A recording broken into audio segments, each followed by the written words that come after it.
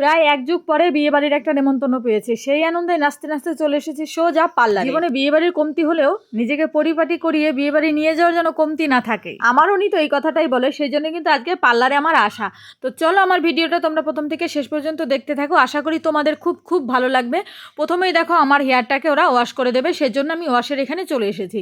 তো এই ভিডিওটা দেখে অনেকেই বলবে যে গ্রামের মেয়েরা আবার কত ঢং, যে একটা বিয়ের নেমন্তন্ন তারপরে আবার পার্লারে যেতে হয়, এরকম কথা কিন্তু আমি অলরেডি শুনে ফেলেছি।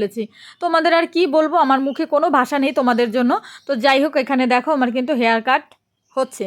আমি চাইছিলাম আমার হেয়ারটা একটু বড় থাকুক, কিন্তু কাকুটা কেন জানি না আমার হেয়ারটাকে এত ছোট করে দিয়েছে, আমার কিন্তু একদমই ভালো লাগেনি। আর একটু বড় থাকলে আমার খুব ভালো লাগতো। মা থাকলে কিন্তু মার কাছে আজকে খুব খুব বকা খেতাম, কারণ আমার মার ছোট হেয়ার একদমই পছন্দ না। তো আমার হেয়ারটা কিন্তু অনেকটাই ছোট করে দিয়েছে।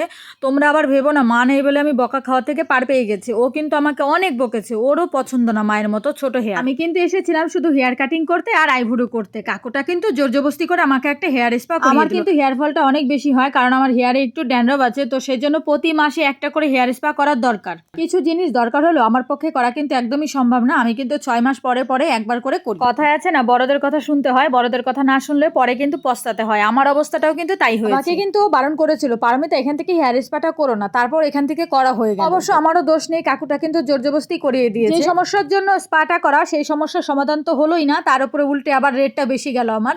তো যাই হোক, মানুষ তো ঠকেই শেখে, আমি না হয় ঠকেই শিখলাম। দেখো, কিছু সত্যি কথা না বলেও থাকতে পারছি না, কারণ আমি সত্যি কথা বলতে খুব ভালোবাসি।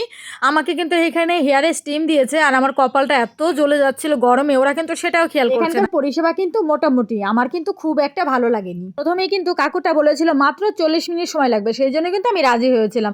তো এখানে কিন্তু 3 ঘন্টা টাইম লাগিয়ে দিল। ও কিন্তু 3 ঘন্টায় ছিল, 3 ঘন্টার মধ্যে কিন্তু 3টে ট্রেন মিস করেছে। লাস্টের ট্রেনটা মিস করলে কিন্তু আর বাড়ি ফিরতে পারতো না, তো সেই জন্য ওকে চলে যেতে হলো একদম লাস্ট মুহূর্তে।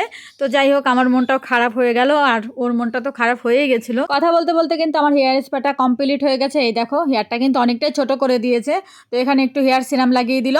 তো যাই হোক, তোমাদের আমার মিনি ব্লগটা কেমন লাগলো অবশ্যই কিন্তু কমেন্ট করে জানাবে। আমাকে কিন্তু অনেকেই অনেক প্রশ্ন জিজ্ঞেস করে, আমি কিন্তু সবারই প্রশ্নের উত্তরটা ওইভাবে দিতে পারি না। তো তোমাদের সবাইকেই বলছি, যারা এই ভিডিওটা দেখছো, যাদের মনে প্রশ্ন আছে, আমাকে কিন্তু এইখানে কমেন্ট করে বলতে পারো, আমি কিন্তু প্রত্যেকটা কমেন্টেরই উত্তর দেবো। তোমরা যারা এতক্ষণ আমার ভিডিওটা দেখলে সবাইকে অনেক অনেক ধন্যবাদ মন থেকে। আর একটা কথা বলতে চাই, তোমরা কে কোথা থেকে আমার ভিডিওটা দেখছো অবশ্যই কিন্তু কমেন্ট করে জানিয়ে যাবে।